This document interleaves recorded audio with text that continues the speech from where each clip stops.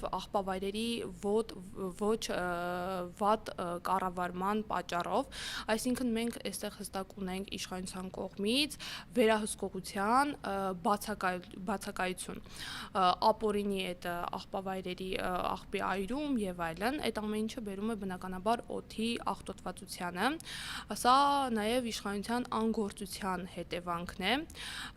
մի կողմից նաև օդի աղտոտվածության հետևանքը դա շինարարական գործունեությունն է, տեսեք, ես չեմ ասում, որ պետք է շինարարություն չլինի, որովհետև յուրաքանչյուր քաղաքացի, յուրաքանչյուր ընկերություն իրավունք ունի շինարարություն իրականացնելու եւ հիմա Հայաստանի Հանրապետությունում շինարարությունը շատ է, բայց էլի այստեղ ինչն է խնդիրը, վերահսկողությունն է, որ չի իրականացվում իշխանության կողմից, օրինակ իշխանությունը պետք է վերահսկի ինչ առումներով, կան շատ մեթոդներ, միջոցներ, որ վերահսկողությունը պետք է ապահովի, բայց չի ապահովում